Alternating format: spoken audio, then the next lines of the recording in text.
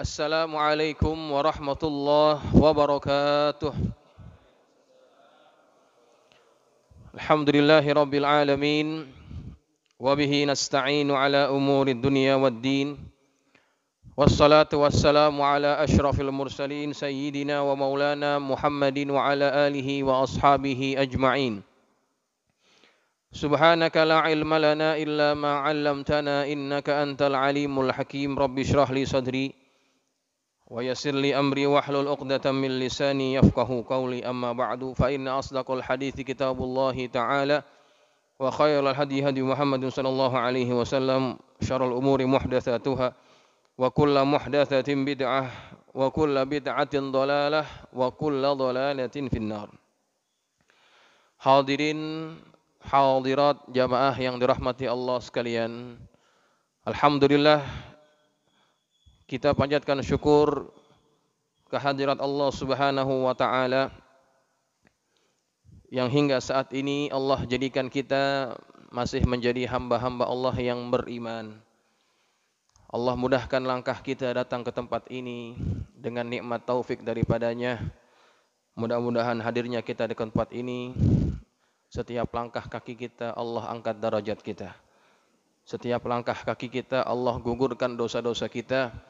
Dan mudah-mudahan apa yang kita pelajari daripada kitab tafsir ini menjadi ilmu yang bermanfaat, yang dapat lebih mendekatkan diri kita kepada Allah Subhanahu wa taala. Amin Allahumma amin.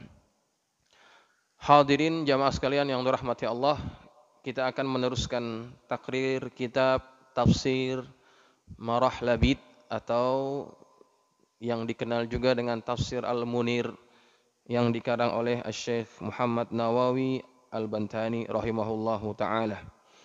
Kita akan meneruskan tafsir ayat yang ke-164. Bismillahirrahmanirrahim. Qala Syekhul Musannif rahimahullahu taala wa ghafara lahu wa liwalidayhi wa limasyayikhihi wa nafa'ana bi ulumihi fid dharain amin. Jamaah sekalian, ayat yang ke-164 ini pada minggu yang lalu kita sudah membahas, yaitu sampai an-nau'uts tsani, jenis yang kedua daripada penjelasan tentang kekuasaan Allah Subhanahu wa taala. Jadi ayat ini isinya adalah tanda-tanda kekuasaan Allah yang Allah tunjukkan di atas muka bumi ini.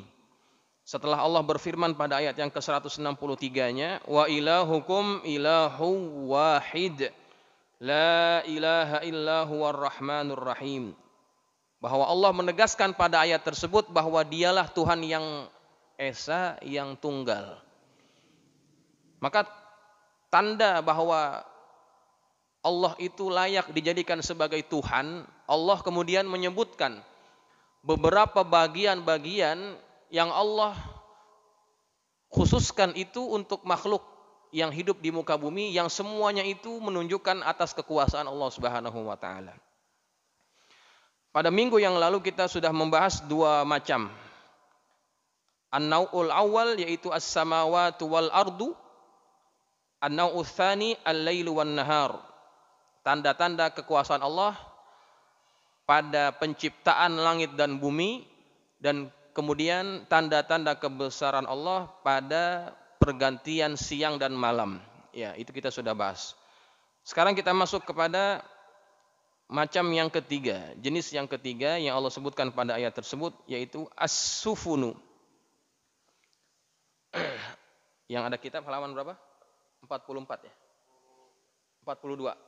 Halaman 42 yang pegang kitab baris ke 11 dari atas. An-nau'uts tsalitsu, jenis atau macam yang ketiga, as-sufunu, yaitu perahu-perahu. Allah sebutkan itu dalam ayat yang ke-164. Wal ayatu fiha, dan tanda-tanda kekuasaan Allah pada perkara itu, yakni as-sufun, jaryanuha ala wajhil ma'i, bahwa perahu itu, kapal-kapal itu berlayar di atas permukaan air. Wa hiya muqiratan bil athqali war rihal. Dan perahu itu dalam hal keadaannya penuh dengan muatan-muatan yang berat.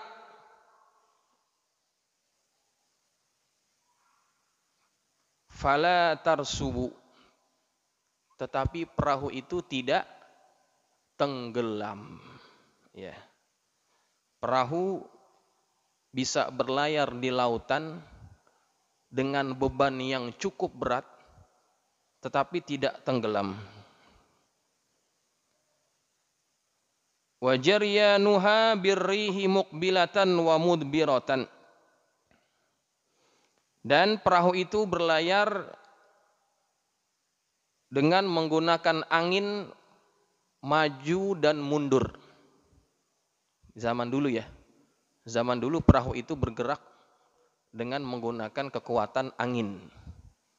Bisa maju, bisa juga mundur. Nah,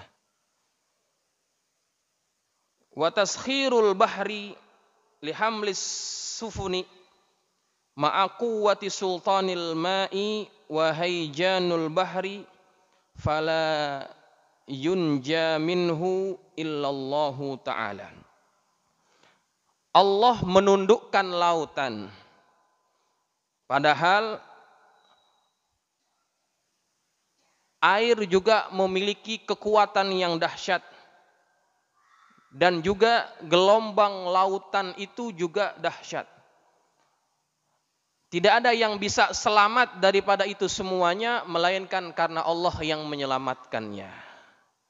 Ya, jamaah sekalian.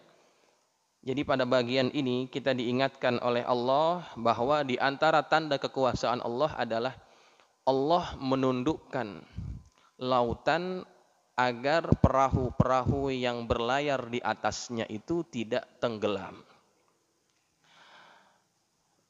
Kalau dalam ilmu fisika ditemukan hukum, kenapa benda-benda yang dicampakkan di air itu tidak tenggelam?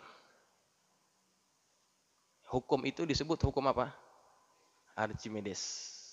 Hukum Archimedes. Tetapi hukum ini manusia cuma mengetahuinya, oh gara-gara ini, gitu ya. Karena berat massa air dengan berat massa bendanya itu, kalau lebih berat airnya maka benda itu akan mengapung. Kalau kurang lebih begitu ya. Tetapi yang menundukkan itu, yang menciptakan hukum Archimedes itu siapa? Yang menciptakan hukum Archimedes itu adalah Allah Subhanahu wa taala. Allah yang kehendaki setiap benda yang dibuang, dilemparkan ke air, maka dia akan mengambang. Tujuannya apa? Untuk memudahkan kehidupan manusia. Ya. Bayangkan, kapal-kapal yang berlayar di lautan itu membawa muatan kontainer-kontainer yang begitu banyak dan berat, berton-ton, tetapi tidak ada satupun di antara itu semuanya yang tenggelam. Melainkan kalau ada kerusakan, ya, kebocoran dan sebagainya. Maka itu tanda kekuasaan Allah Subhanahu wa taala. Kalau tidak karena Allah menundukkan itu semuanya, maka mustahil itu semuanya akan bisa berlayar, perahu-perahu itu bisa berlayar di lautan dengan begitu mudahnya. Allah yang punya kuasa. Manusia jarang memikirkan itu, sehingga mereka tidak mengenal bahwa di balik kehebatan itu semuanya ada Allah yang menundukkannya. Dulu kita dengar ada satu kapal yang dibuat dengan begitu hebatnya. Kapal ini diberi nama apa? Apa? Titanic ya? Supersonic. Kapal ini, perahu. Titanic ya, Titanic. Nah, Titanic. Ini yang di laut, ya, di laut. Titanic itu nyata dan diangkat ke layar kaca, ke layar film. Kapal itu hebat. Boleh dikatakan kapal terhebat pada zamannya. Yang menciptakan kapal itu dia berkata, "This ship is unsinkable," kata dia. Perahu ini tidak akan pernah tenggelam. Tuh, sombong. Ini perahu dengan kecanggihan teknologinya, dia tidak akan pernah tenggelam. Materialnya yang begitu kokoh, dia tidak akan tenggelam. Sombong dia. Kemudian Allah takdirkan kapal ini menabrak satu makhluk Allah Subhanahu wa taala. Makhluk itu diam, tidak bergerak. Itu apa? Karang besi, karang apa namanya? Batu karang ya. Batu karang. Dia menabrak itu, bocor kapalnya, kemudian tenggelam. Nah, pada cerita itu sebetulnya ada pengajaran penting yang kita bisa ambil, bahwa apa? Jangan kita bangga terhadap apa yang kita bisa buat. Semua itu lantaran Allah yang memudahkan kita untuk bisa berlayar di lautan. Kalau bukan karena Allah yang tundukkan lautan, kita tidak bisa berlayar di lautan. Pergi ke tempat yang jauh dengan begitu mudah. Ya, maka jamaah sekalian, ini penting untuk kita ketahui betapa Allah itu maha kuasa. Ya, orang kalau kenal Allah, pasti dia akan betul-betul mengagungkannya, menghargainya. Sebagai perumpamaan, kalau saya ketemu bapak-bapak di jalanan, kira-kira bapak-bapak negor nggak? Negor ya. Kalau saya pun nggak ngelihat, bapak-bapak ngelihat saya, kadang-kadang pasti ditegur ya. Tegur. Assalamualaikum, Ustadz mampir gitu kan. Kenapa tegur saya? Karena kenal. Kalau 2 tahun sebelum ini, sebelum saya ngajar ke sini, saya lewat di sini mundar-mandir, ada yang negor nggak kira-kira? Jangankan ngajak mampir, negor aja enggak. Karena apa? Nggak kenal. Maka dalam banyak ayat Quran itu sebetulnya Allah memperkenalkan dirinya. Dan Allah memperkenalkan tanda-tanda kekuasaannya. Cuma kadang-kadang kita tidak mau menggunakan akal.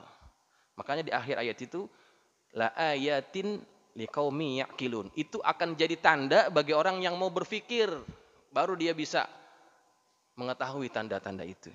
Ya. Kemudian yang berikut, an-nau'ur rabi'u. Jenis yang keempat yang Allah sebutkan dalam ayat tersebut, rukubus sufuni wal himlu 'alaiha fit tijarah.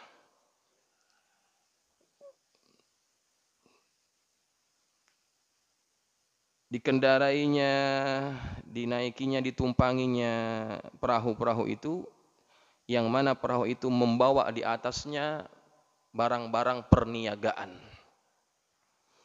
Wal ayatu fi dzalika, dan tanda-tanda kekuasaan Allah pada ayat tersebut, annallaha ta'ala, bahwasannya Allah Ta'ala, laulam yuqawwi quluba man yarkabu hadhihi sufuna, seandainya Allah tidak menguatkan hati orang-orang yang mengendarai, yang menaiki bahtera-bahtera itu, kapal-kapal ini, lamma tammal gharadu fi tijaratihim wa manafi'ihim, maka pasti tidak akan pernah sempurna tujuan perniagaan mereka dan manfaat yang mereka inginkan.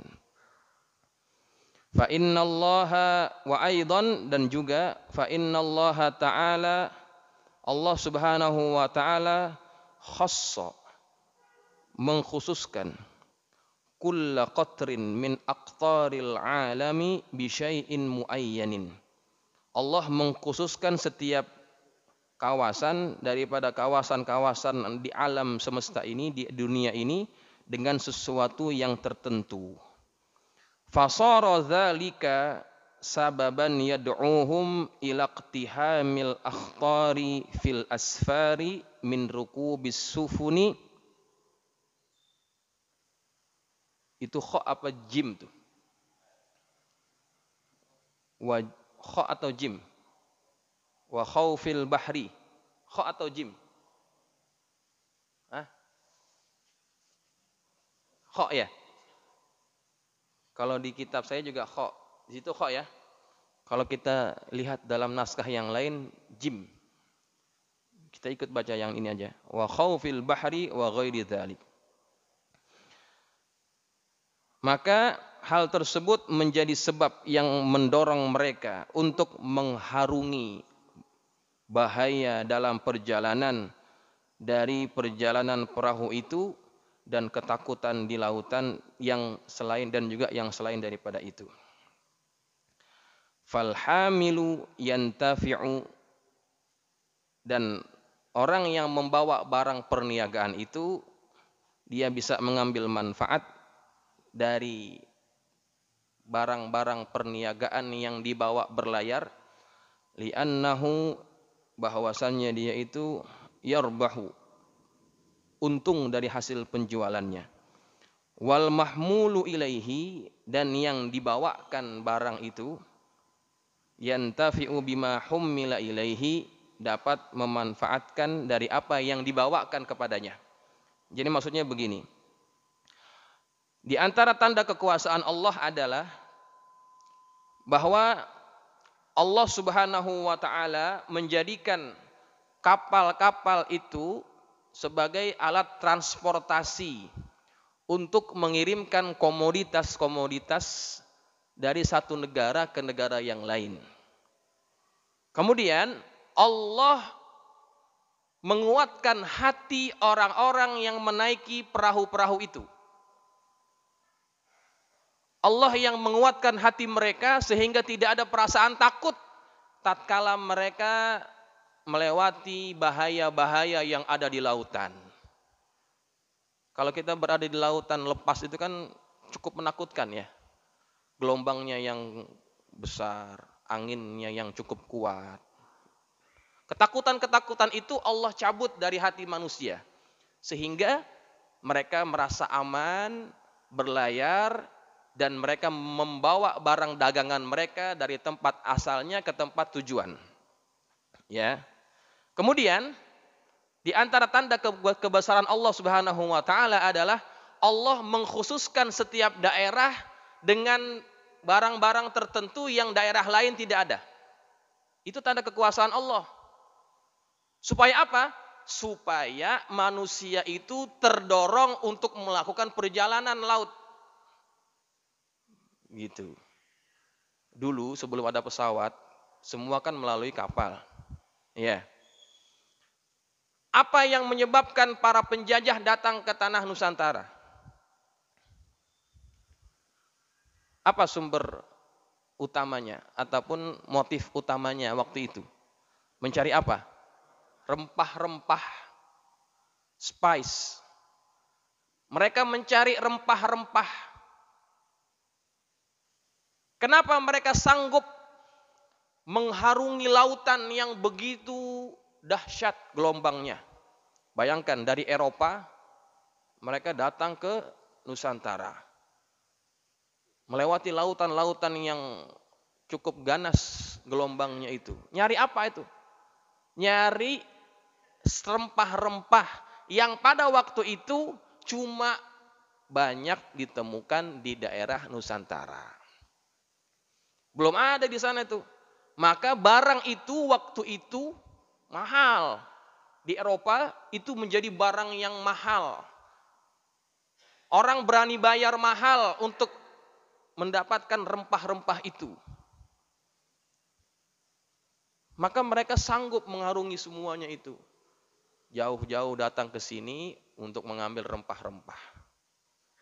cengkehnya, ladanya, dan sebagainya. Oh, luar biasa. Nah, Allah sengaja jadikan satu tempat ada tanaman-tanaman khusus yang tidak ada di tempat lain, ya, supaya mendorong mereka untuk berlayar sehingga dapat mengetahui tanda kebesaran Allah. Itu tujuannya. Ya, itu tujuannya. Jamaah sekalian, di dalam Al-Qur'an ada satu perkataan yang perkataan itu sebetulnya bahasa kita, tapi diadopsi menjadi bahasa Arab. Pada asalnya bahasa kita. Bahasa apa itu? Perkataan apa itu? Tahu tidak? Kafur. Ada nggak dalam ayat Quran yang bunyinya kafur? Hah? Ada nggak kafur? Dalam surah Al-Insan itu ada. Kalau yang biasa baca, ada perkataan yang Allah sebutkan dalam Quran bahwa di antara nikmat surga, yaitu Allah akan memberikan kepada mereka minuman-minuman yang bercampur dengan kafur. Innal abrara yashrabuna min ka'sin kana mizajuha kafura. Kafura itu barang apaan itu? Tahu nggak? Tahu nggak barang apaan?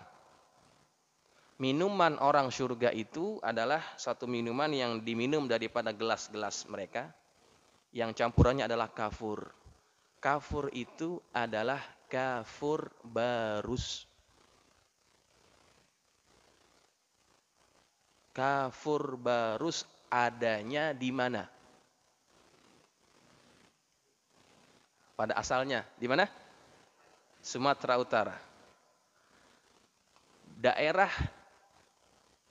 Ada satu daerah namanya Barus. Itu di Sumatera Utara. Disitulah tempat dihasilkannya barang yang namanya kapur. Makanya dikenal dengan nama kapur barus. Kita tahu nggak ini? Jarang tahu ya. Buya Hamka menyebutkan itu dalam tafsirnya Al-Azhar. Bahwa ada perkataan yang asalnya itu dari kita, tapi kemudian diadopsi oleh oleh bangsa Arab menjadi perkataan yang mereka gunakan juga. Sebelum zaman kekinian, ya, itu sudah banyak pelayar-pelayar yang datang dari Timur Tengah, datang kemana? Datang ke Nusantara. Nyari apa? Di antaranya mereka cari barang yang namanya kapur. Kapur apa? Kapur barus. Kenapa dicari? Barangnya mahal. Wangi. Bukan kapur barus yang biasa kita pakai itu buat mandiin mayat. Itu yang sintetis itu. Itu murah. Yang aslinya itu mahal, kayak gahru gitu ya. Itu waktu Sayyidina Umar berhasil menaklukkan kerajaan Persia. Di antara ghanimah yang mahal itu adalah kapur barus. Mahal waktu itu. Sehingga banyak orang-orang daripada Timur Tengah datang ke sini untuk cari bahan itu. Ya. Makanya di Sumatera Utara itu ada ditemukan makam, ya. Waktu itu saya ikut dalam tim untuk meneliti satu film dokumenter yang berkaitan dengan dakwah di Nusantara, melacak siapa yang terawal datang ke Nusantara ini. Rupa-rupanya sewaktu zaman sahabat Nabi jadi khalifah itu sudah masuk Islam.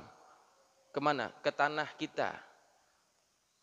Ada datanya berupa apa? Prasasti peninggalan kuburan yang mereka datang ke situ pada abad yang ke-7. Abad ke-7 kan zamannya sahabat ya. Zaman sahabat. Mereka datang ke sini. Di antaranya yang mereka cari itu komoditas yang mahal.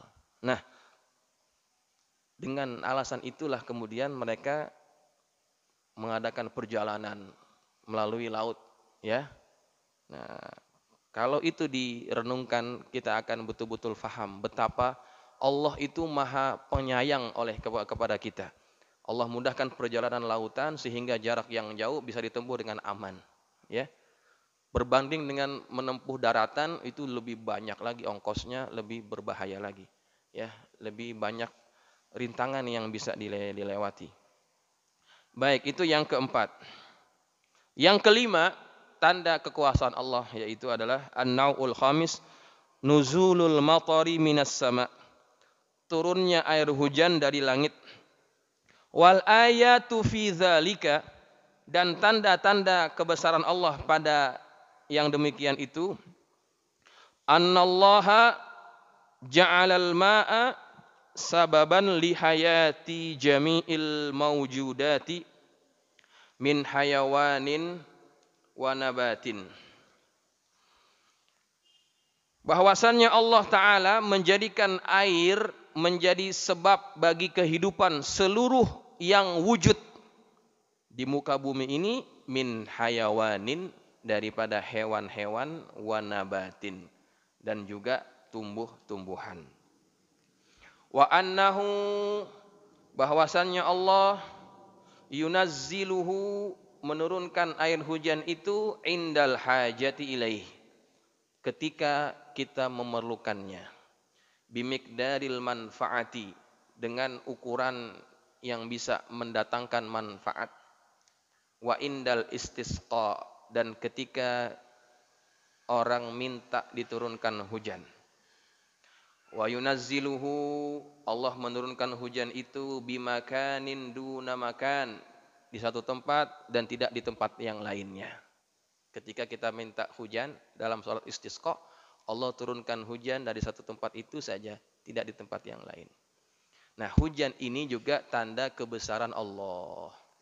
Kalau kita mau renungkan, wa ja'alna minal ma'i kulla syai'in hayy, kata Allah. Kami jadikan dari air ini segala sesuatu menjadi hidup. Ya. Kalau tanpa ada air, maka tidak ada kehidupan. Maka air ini adalah sumber kehidupan. Allah turunkan itu untuk kita. Prosesnya sangat-sangat luar biasa. Bagaimana air hujan itu turun, prosesnya luar biasa. Dari air terjadi penguapan, ada proses yang namanya evaporasi. Air itu menguap, uap itu berkumpul menjadi apa? Menjadi awan. Ya. Awan itu mengumpal, kemudian terjadi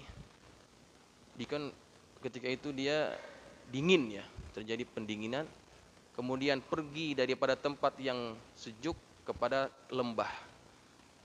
Terjadi kemudian proses turunnya hujan. Ya, itu Masya Allah. Kalau tanpa ada hujan, maka manusia akan kehilangan salah satu sumber kehidupan mereka, yaitu air. Dan Allah turunkan hujan dengan ukuran yang sebetulnya manfaat buat kita. Tapi kenapa akhir-akhir ini hujan bentaran aja kemudian banjir? Hujan bentaran kemudian banjir. Jadi kita tidak merasakan bahwa hujan itu memberikan manfaat. Ya, ini terutama orang yang tinggalnya di pinggiran kali. Hujan aja, wah hujan lagi nih, banjir. Sebetulnya setiap hujan yang turun itu dengan ukuran yang membawa manfaat bagi manusia. Sebetulnya. Tapi karena ulah manusia, tempat yang seharusnya air hujan itu jatuh dan meresap ke tanah, kemudian tempat itu diubah menjadi pemukiman-pemukiman. Air yang harusnya menyerap ke tanah, kemudian terus mengalir ke sungai. Sungai itu tidak mampu menampung, akhirnya meluap, banjirlah kita. Gara-gara kita, hujan yang manfaat, jadi kita anggap sebagai bencana, itu ya. Karena ulah siapa? Ulah manusia. Ya, maka orang zaman sekarang tidak menganggap hujan itu sebagai rahmat lagi dah. Orang zaman sekarang ini Ya, padahal pada zaman Nabi, pada zaman sahabat Nabi, hujan itu adalah sesuatu yang ditunggu-tunggu. Sesuatu yang dinanti-nantikan. Kenapa? Karena hujan itu adalah bentuk rahmat Allah Subhanahu wa taala. Di antara waktu yang mustajab untuk doa adalah tatkala turun hujan. Kenapa? Ketika itu rahmat turun. Bagaimana mungkin ketika rahmat turun kemudian ada bencana? Karena ulah manusia kemudian rahmat itu tidak kita rasakan sebagai rahmat. Kita rasakan sebagai bencana karena ulah kita. Orang zaman sekarang kalau ada hujan, anaknya nggak disuruh main hujan-hujanan. Kenapa ya? Masuk hujan. Tapi lek. Kita begitu. Ya.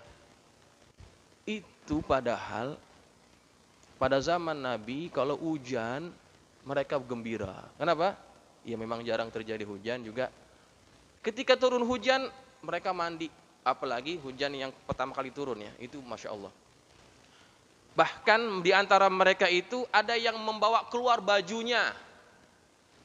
Baju yang kering dibawa keluar. Biar apa? Biar kena tetesan air hujan. Coba. Kenapa? Karena air yang turun waktu itu adalah air yang membawa rahmat. Mereka ingin bekas-bekas rahmat itu kecipratan ke baju dan pakaian mereka. Tuh, orang sekarang kan beda. Ya. Hujan malah dihindari. Ya. Itu kita. Hujan malah dihindari.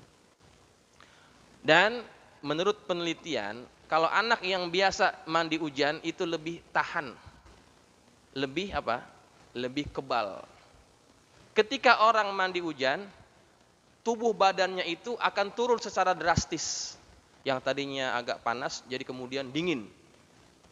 Itu kan biasanya bisa bikin badan lagi jadi sakit ya. Tapi kalau itu terus-terusan dilakukan, itu akan melatih tubuh badannya menjadi lebih kuat lagi. Ya, jadi tidak mudah terserang penyakit. Begitu. Ya. Maka yang gampang-gampang pilek berarti itu jarang mandi hujan itu. Ya. Coba tengok orang gila. Jarang yang pilek kan? Orang gila jarang yang pilek, jarang yang ke klinik, jarang. Ada orang gila ke klinik? Enggak ada. Kenapa? Biasa melewati itu semuanya, lebih tahan gitu ya.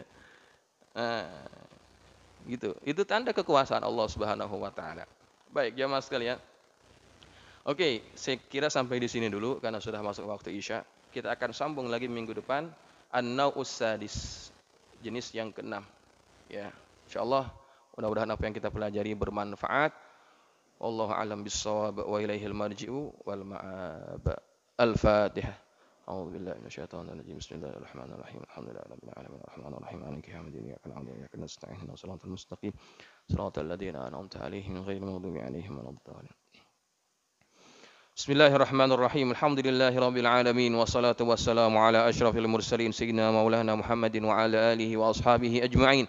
Allahumma anfa'na bima 'allamtana wa 'allimna ma yanfa'una. Allahumma zidna wa la tanqusna wa akrimna wa la tuhinna wa atina wa la tahrimna wa athirna wa la tu'thir 'alaina wa ardina warda 'anna. Allahumma inna nas'aluka bihaqqi Fatimata wa abiha wa ba'liha wa baniha iftah 'alaina wa 'ala auladina wa talamidina futuhal 'arifin faqihna wa iyyakum fid din. وارزقنا كمال الإخلاص واليقين اللهم ارزقنا فهم النبيين وحفظ المرسلين وإلهام الملائكة المقربين برحمتك يا أرحم الراحمين اللهم اجعلنا من الذين يستمعون القول فيتبعون أحسنه وصلى الله على سيدنا محمد وعلى آله وصحبه وسلم والحمد لله رب العالمين السلام عليكم ورحمة الله وبركاته.